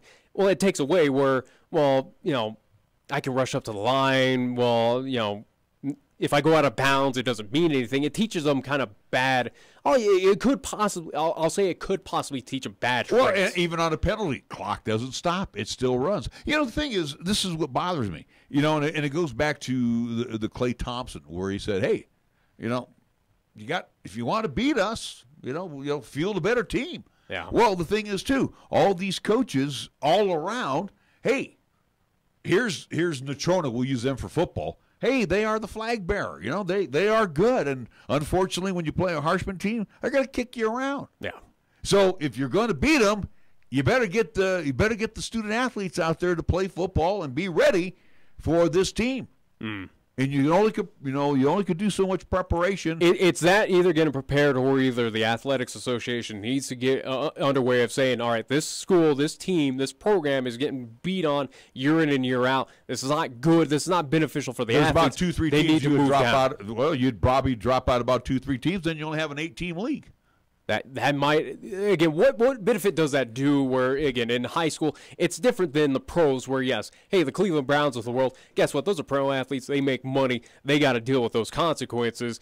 But for high school, it's a little bit different of how beneficial is it to, again, the end goal for these athletes is to move them on to college and, again, continue those careers in whatever athletics. But what good does it do to those athletes, especially on football or basketball, where they're getting their brains beat out day in and day out, where they don't have that benefit of getting better. It's, hey, this is what we got. This is what we got to deal with. But it's not good enough to compete here in this level. Maybe could compete down here in the 3A. It's kind of like in college, and I'll use my former school with the University of Idaho.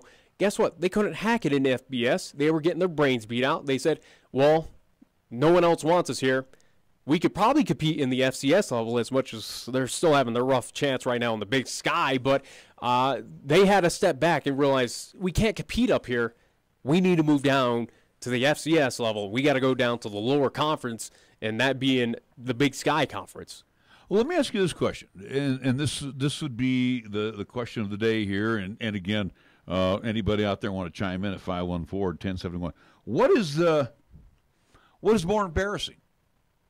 A running clock. Okay. All right. You get done. You're done. An hour or half hour before everybody else. I was gonna say, depending on the high school student, that's probably a benefit. But I don't know. Yeah. What's more embarrassing? A running clock or not so much, getting your brains beat out because I mean, that's a running clock is basically saying you got your brains beat out. Let's be honest. Again, 45 points in football, 40 points in basketball. But if I'm a coach though, that's in embarrassing. that situation, and again, unfortunately my team keeps scoring touchdowns, and I've got my third team quarterback in. Yeah. I mean, it's our style of offense. It's our plays. I mean, if they can't stop us, is it my fault? No, it's definitely not. It's definitely not the fault of those teams that have amassed that at least monstrous lead. Again, you did that obviously for good. You had good talent, good play calling, and plays went your way, and at least got points on the board. It is definitely embarrassing though for that team that is in that position where those student athletes do have to realize, well, we don't have a shot. And again, they're human. They have morale. They have, again, a conscience. They have feelings. And when you see that, at least on that scoreboard, you kind of wonder, though, if those players just kind of go, is it even worth trying right now? Well, you know what, Nick? If you get beat, let's just use a score here, 66-0, okay, and you had a running clock. That's going to affect you mentally. On a Friday night, you're still going back to practice. Well, first off, you're probably going to see film on Saturday, so you got to watch it all over again. Then you're going out to practice on Monday.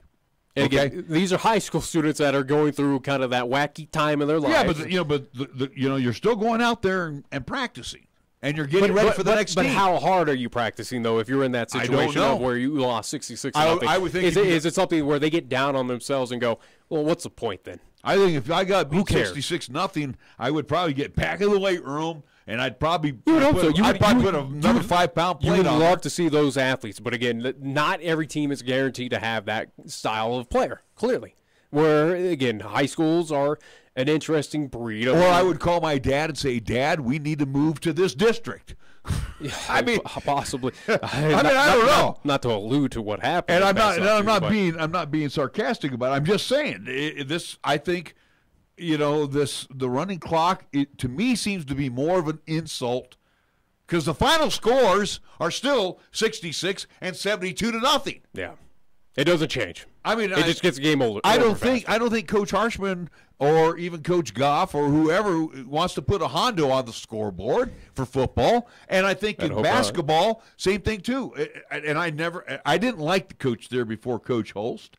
And I can't remember his name because, again, this goes back into the 80s or even early 90s. But my point is, it's like he's throwing his arms up going, hey, I called off the Dogs. I've got my second team out here right now. I'm sorry that my second team is probably a first team everywhere else. Yeah, and that's not his fault. No, and they're winning their opening round by 50 points. What are you going to do?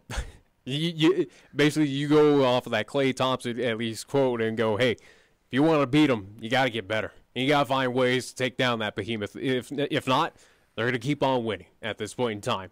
But again, pros, a little bit different where you recruit, you anticipate to get those best players that are at least option to you of a draft class. For high school, it's up to your location. It's up to, again, multitude of factors where family lifestyle, what have they done at least in the junior high, at least athletic scene, what are our facilities like, what are our head coaches like.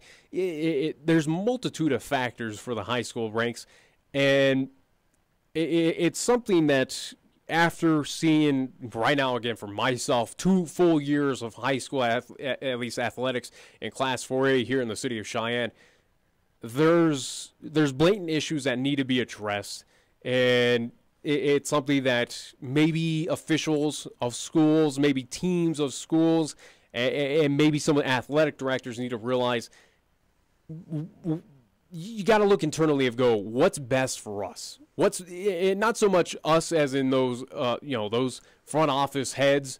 It's more so what's best for our youth. What's better for our athletes? Is it best to keep them in Class 4A to get whipped on all this time? Is it best for these basketball players to not play under his shot clock and have to deal with it in the next level? It's something that these officials of these, at least again, athletics, whether it's again of the schools or the Wyoming High School Athletics Association, they need to look internally and go, what's best for our young athletes? Here's the things that we could throw out right now to the High School Activities Association. the current basketball playoff system. You need to Scrap get rid it. of, yeah. Shot clock, might want to take a look at. You need it. Running clocks for football and basketball. Need to look at that. Need to look at it or eliminate it. So you might want to also too again where we've had classes. Right now. Well, I'm just saying we already had additions to Class 4A with the basketball ranks, where again that shift of bringing up teams. Maybe it's time to look at maybe moving some teams down. Maybe moving some teams from those lower ranks, like a Pine Bluffs, for instance, where they do pretty well in Class 1A on football and basketball, and I think that's very fair. At least to say about the Hornets over there, at least 30 miles to the east of us. They are a pretty good outfit in Class 1A. Maybe it's time to look at, hey, maybe you guys need a bit of a challenge. Hey, Cheyenne South for football and basketball, maybe you guys need to take a step back. Unfortunately, your logic is good there, but it's based on school population. That's why they're Class 4A.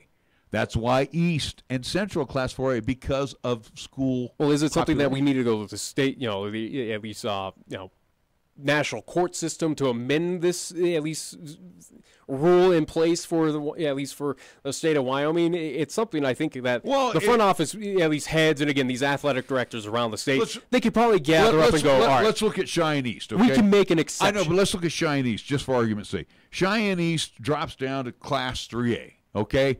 They got about 1,500 students in there.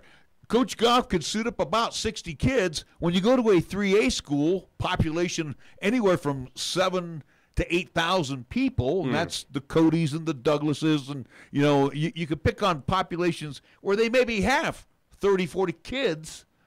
That's all. So, again, it's pure numbers. South has pure numbers. Central has numbers. So does Cheyenne East. Yeah. So, like I said, I don't have a problem with maybe declassifying a team, but, it's going to look pretty bad that they're down to a 3A school and they've got 70 kids that suited up. Yeah. And across the way, they only got 25 or 30. Well, like I said, this is something that's a little bit bigger than at least here, just kind of us going on about for 30 minutes. This is something that would take probably a couple days, if not weeks, and just kind of discussions of how you would go about it. But it is something in Class 4, at least not even Class 4A, but I think athletics in general across the state of Wyoming. These are issues that need to be addressed. They absolutely do. And again, it's not so much the benefit of these schools. It's more so it's benefit. It's necessary for these student athletes to get them into the position. Because again, what is the end goal for these high schools, for these athletic programs, for anyone across the state of Wyoming? You're moving these moving these students onto the next level. Also steering the pot right now, and you don't think the High School Activity Association wants anybody to steer the pot. Everything they do out of there is law out of the High School Activity Association. Hey, this is our idea. Athletic directors vote in on it, and we're all good. See, guys like need a little anarchy. Guys like you and me are saying, hey, a shot clock in basketball won't hurt. This running clock thing, I don't think we're the only ones saying this. So I think it's something that but you know what? They don't want to hear it, though. All of a sudden, their heads, they go like this. They go, see no evil, hear no evil, speak no evil. That's the way things are. We got to take a timeout. We're going to come back with more after these words right here in 1480 KRAE. When you say Mondello Pizzeria, think authentic Italian. When you say Mondello Pizzeria, think made fresh from scratch. When you say Mondello Pizzeria, think great pizza, delicious Philly cheesesteak, superb hot and cold Italian sandwiches, meatballs, sausage, and special subs, calzones, crisp salads, and great service. When you say Mondello's Pizzeria, think unmatched Italian taste. Mondello's Pizzeria, 1507 Stillwater Avenue, your only true Italian stop for lunch or dinner.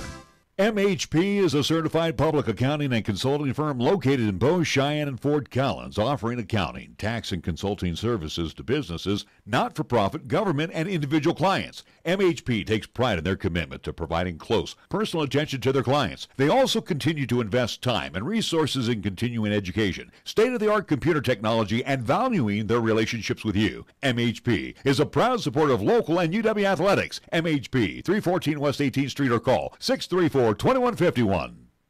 There's a place where possibilities are boundless, where curiosity runs rampant, where exploration becomes opportunity. With Laramie County Community College, you can discover the best version of yourself. It's time to take on new challenges, to enrich your life, and to create the future you deserve. Your story unfolds. Laramie County Community College. Apply today. Visit lcc.wy.edu/yourstory. Capital Lumber is lumber one in Cheyenne. Are you listening? We're all the lumber store you'll ever need. For electrical, plumbing, paint, and tools, lumber and hardware, we're for you. And we're out to earn your business, yes indeed. Capital Lumber is lumber one today. Are you listening? Capital Lumber's at your service all the way.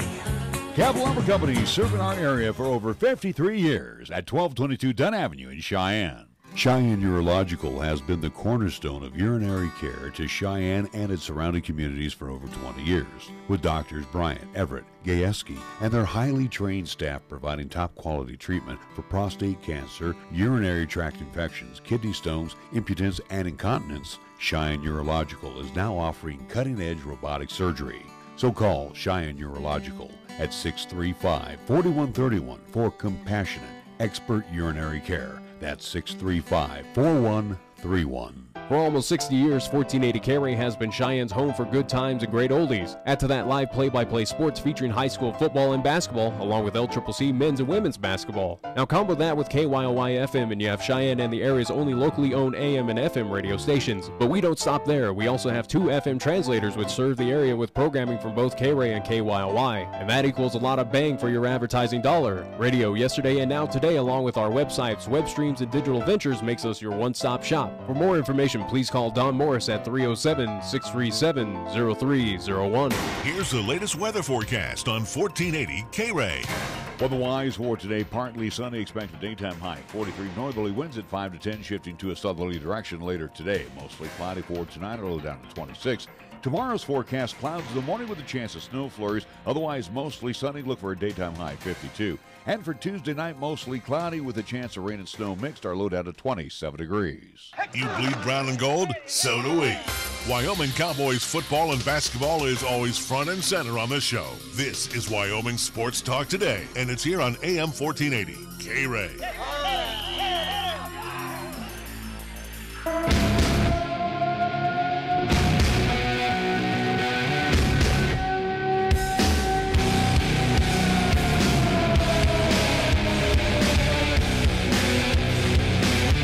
Welcome back to Wyoming Sports Talk Today, updating you out of the Mountain West Conference Championship Tournament. It is Fresno State on the ladies' side, third period, 7:02 to go. Things in hand right now. They lead 30-9-26 over UNLV. Again, a game that does not mean anything out here in this part of the world. Well, Cowgirls, they need to get. They have to still advance on. There's nothing. They got to beat Utah State, and you'd like to think they will. You would hope so, but we know how the Wyoming Cowgirls are. At least in the Mountain West tournament, where nothing is guaranteed for Coach Joe Legursky and his squad. Where again they come in as a number 3 seed, they come in as a very high seed more often than not, but for whatever reason they just have that difficulty of getting it to that championship game. All right, we're going to move along here. Nick brought up something to me today, and I'm going to throw this out, and again, whether the support there is there or not. And I guess you're on the Twitter side and you get a lot of... Why would you put that in a question form? You know that. Well, no, but I'm just saying you get a lot of stuff thrown at you. Oh, it wasn't thrown at me. It was... You could see, a generalization. You could see things come across my feed kind of like on the Facebook side where you could see people just saying their thoughts. And people are saying, we're hearing some thoughts that folks are not happy with the NFHS broadcasts of these I guess playoffs and championships. From what I saw and something that I retweeted and kind of at least tossed out towards Chris Polton's way, since he is my broadcast partner for high school athletics, where again we were able to bring you for football and basketball this year, at least for the first time this season. And again, something that we will continue on for at least my tenure here. And again, with 1480 KRAE, again, the visual side to bring you at least those athletic contests that we'll have, again, on the radio and visual side, whether it's Periscope or the 1480 KRAE YouTube channel. So, but our understanding, at least my understanding from a few folks that were not too happy about this past, at least tournament up there in Casper, which again, NFHS does own the rights. They do require, if we were to broadcast, I think about $500 in total, which again, a lot of cash, at least for us. Again, it's not a small chunk of change, but it's something where to pay them the rights to be able to broadcast and compete against the NFHS, we would have to fork up that kind of money. That's the same with football as well, too, for this, at least during those playoffs, during that point in time. Well, but here's where I'm just saying, our point, at least points that were at least came across my timeline, or at least from folks who were not too happy about what happened this past weekend, saying that graphics aren't the best, hard to read team names, I guess feeds cut in and out. And again, this is a paid subscription that folks are paying to watch these games. So essentially, when you pay for cable TV, you anticipate that it's going to run.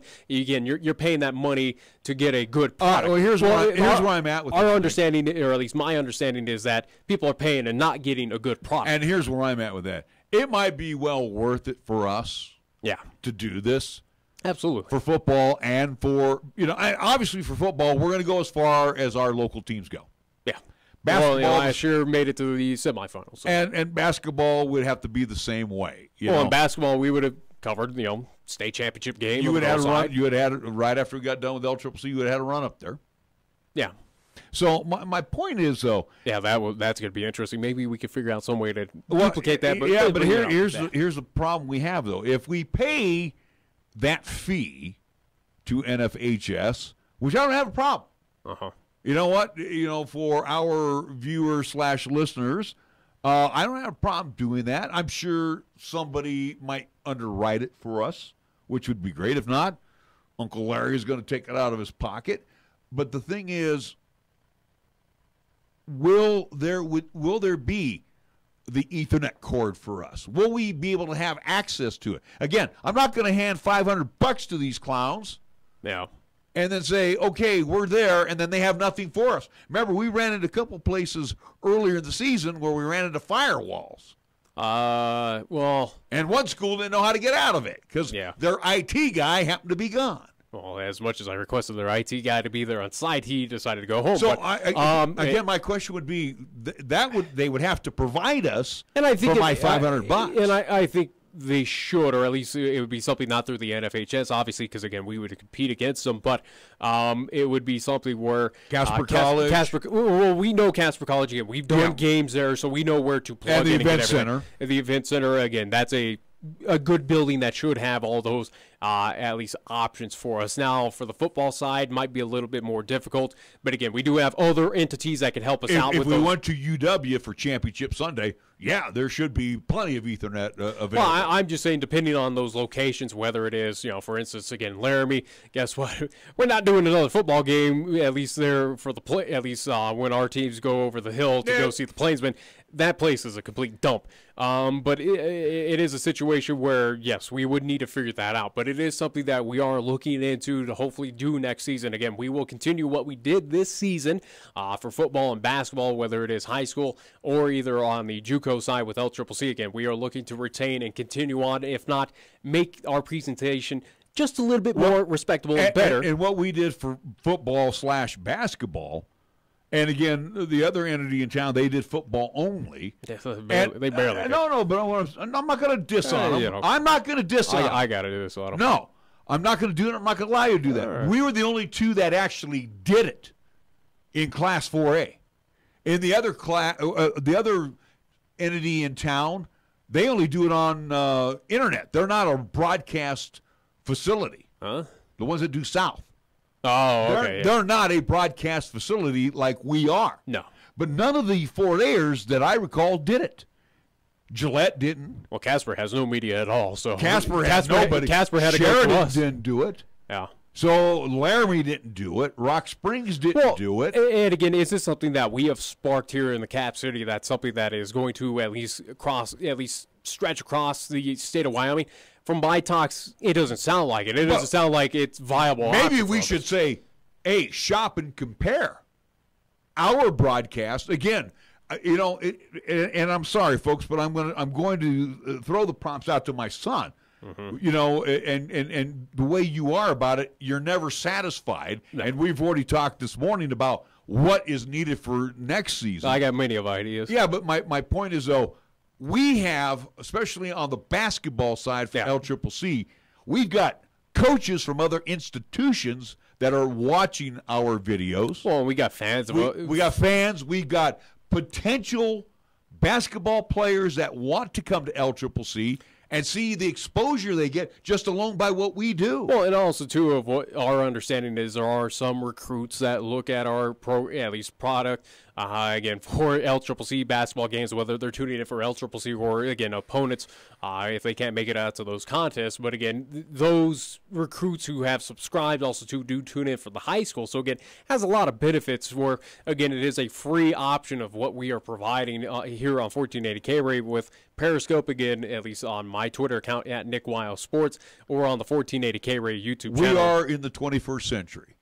Now, I put you there. Yeah, and with that being said, if our broadcast, and I hope it is, and I believe it is, whether the talent or not is there, my point is the picture-perfect part on YouTube it could get worked on, and Periscope is far better than what you get on NFHS. That's what we're understanding. Again, you can do a compare contracts if you want to spend that money, where, again, you have to subscribe to that feed to watch those contests. But, again, I would definitely take the Pepsi challenge, so to speak, of us versus the NFHS. Where, that's right. Again, I think for fans who are tired of at least having one-stop, at least opportunities, or, again, having, only one chance to visualize or at least see contests in the playoffs.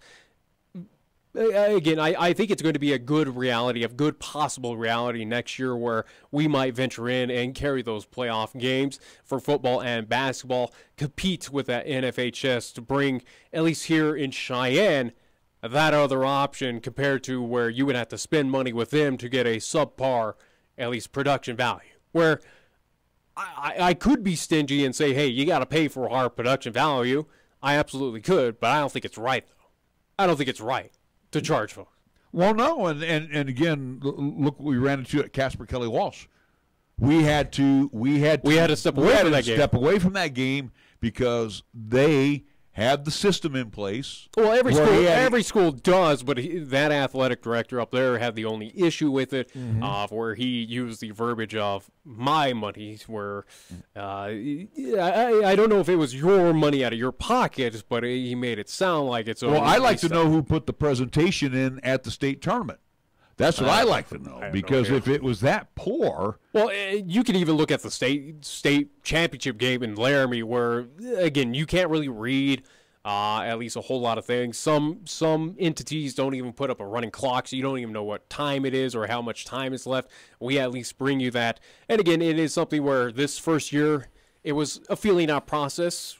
Towards the end, working out some of the kinks, liked where it was at. And hopefully, again, next year, at least in my opinion, or at least in my hopes for our broadcast on the visual side, it will be bigger and better. It is something where it is going to, it's not the ESPN coming to Cheyenne, but it is something where it's going to be a respectable broadcast that respects these teams that we are covering.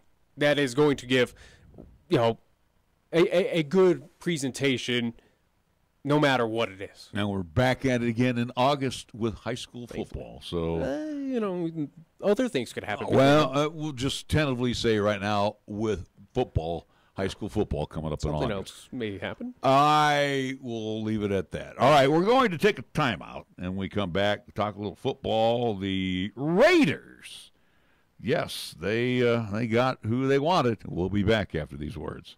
Cheyenne's oldest coin dealer and supplier, The Coin Shop, is proud to serve the community since 1982. Trade or sell your gold, silver, and other precious metals. Visit with David and the knowledgeable staff for a fair and honest assessment of your valuables. Located at 510 West Lincoln Way. Call them today at 778-7196 to schedule your personal consultation. Wyoming's most successful and cost-effective nutrition program for women, infants, and children is on the move, and we want you to help us celebrate at our new location. Join Laramie County WIC for a ribbon-cutting ceremony on April 4th from 4 to 6 p.m. at 421 East 17th Street in Cheyenne. Refreshments will be served. No RSVP is required and everyone is welcome. For more information about this event or Laramie County WIC services, please call 307-634-6180. You can actually get something good for your health at a drive-through window. When you order your next prescription from Medicap Pharmacy, call ahead and use our drive-through window. Or you can call for free delivery. You can even log on to Medicap.com and order a prescription refill. Your Medicap pharmacist will call you to make arrangements for pickup or delivery. Medicap Pharmacy will always make time for you. Medicap Pharmacy, 1947 Bluegrass Circle, next to Texas Roadhouse in Cheyenne. Or call 635-3712. Capital Lumber is number one in Cheyenne. Are you listening? We're all the lumber store you'll ever need. For electrical, plumbing, paint, and tools, lumber and hardware, we're for you. And we're out to earn your business, yes indeed. Capital Lumber is number one today. Are you listening? Capital Lumber's at your service all the way. Capital Lumber Company, serving our area for over 53 years at 1222 Dunn Avenue in Cheyenne. Winter driving in Wyoming. Are you prepared? Winter storms strike quickly across Wyoming's high plains and the mountains. When they do, driving conditions can deteriorate rapidly and become very challenging. Make sure your vehicle is ready for the elements and you have an emergency preparedness kit available. Driving on slick roads, always remember slower speed, acceleration, steering, and braking. Also turn off the cruise control and always buckle up. Ice and snow. Take it slow. Know before you go. For travel info, call 511 or online at wyoroad.info. Paid for by Federal Highway Safety Funds. Here's the latest weather forecast on 1480 KRAE. Weather-wise for today, partly sunny, expected daytime high. 43 northerly winds at 5 to 10, shifting to a southerly direction later today. Mostly cloudy for tonight, a little down to 26. Tomorrow's forecast, clouds in the morning with a chance of snow flurries. Otherwise, mostly sunny. Look for a daytime high, 52. And for Tuesday night, mostly cloudy with a chance of rain and snow mixed. Our low down to 27 degrees. We're taking Cheyenne, Wyoming Sports Talk Radio to a whole new level. This is Wyoming Sports Talk Today. Don't look at me. I think these people are completely nuts. Stop this crazy thing! And it's only here on AM 1480 KRAE.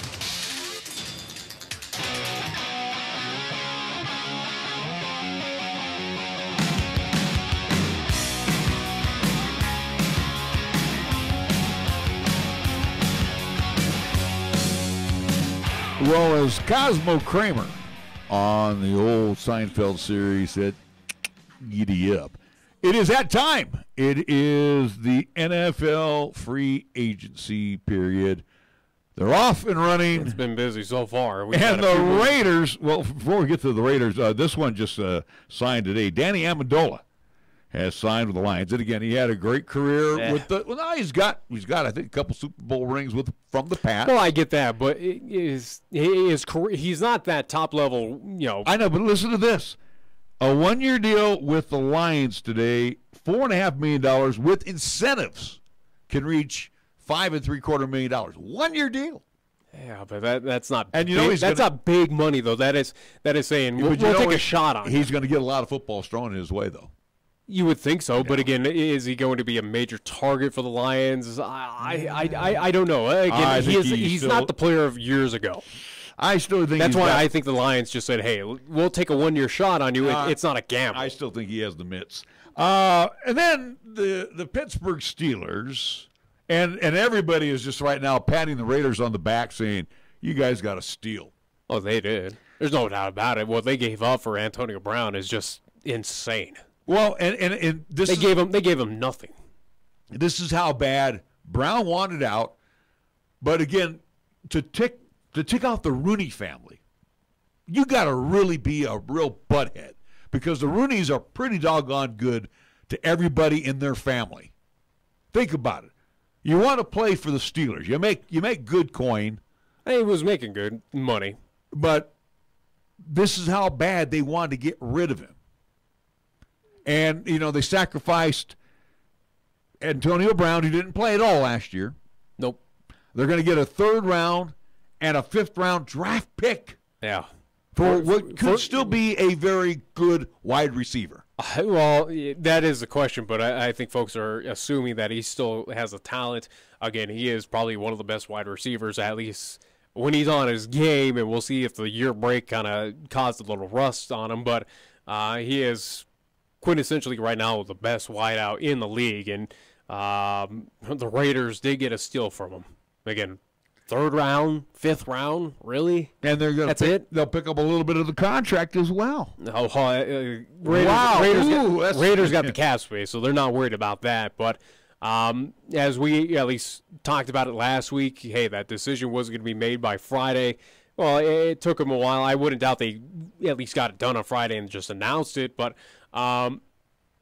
we knew that he was heading out to the Bay Area, as much as reports were coming out that the Bills were going to pick him up.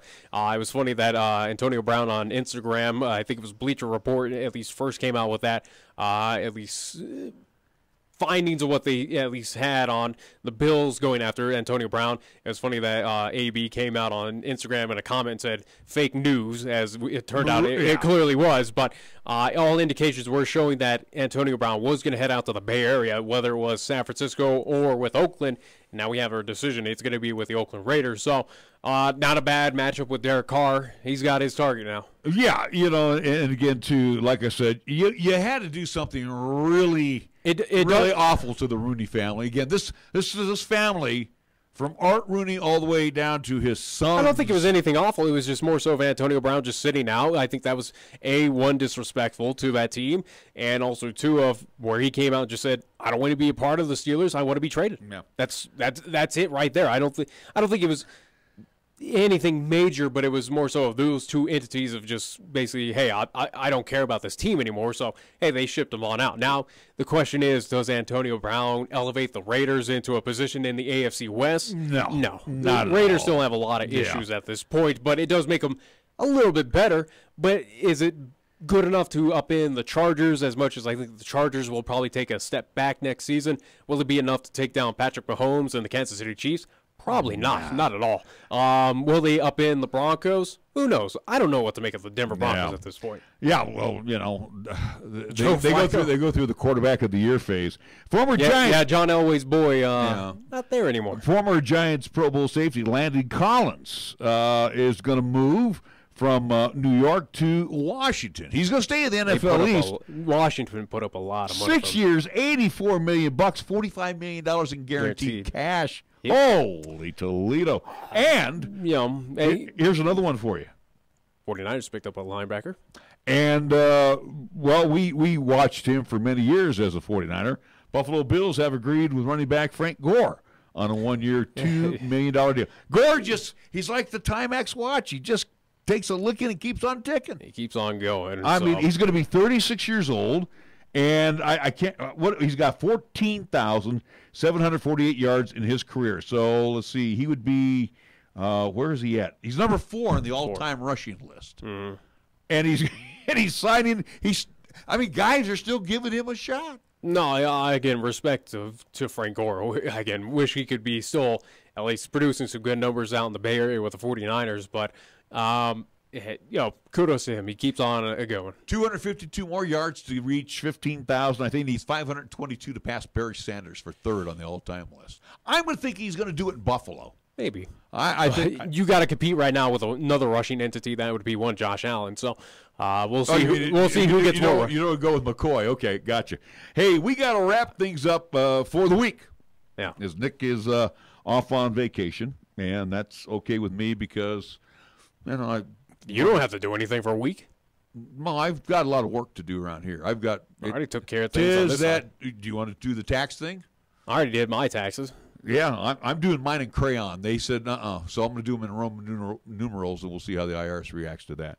Anyway, we're going to wrap things up here. Coming up all week, Monday through Thursday, beginning tonight, we will have, and again, I will be keeping you updated weather happenings because I will be in the building here, especially. Again, blizzard warning for Wednesday, not tomorrow. Tomorrow it's supposed to be around 60, so. We'll see. What do you mean? It's supposed to. Weather is supposed to hit early Wednesday morning. All right. Anyway, Sherlock Holmes times 2 from 8 until 9, and then from 9 until 10, we will have Suspense Theater coming up as our Golden Age of Radio Theater will be happening again. Uninterrupted, no more basketball. Basketball is toast it's history for us, at least from the high school and from the JUCO side. Well, that's the only basketball we were covering. So That's we're done. right. The best of the 50s and 60s musically headed your way here in just a couple of moments. With that all being said,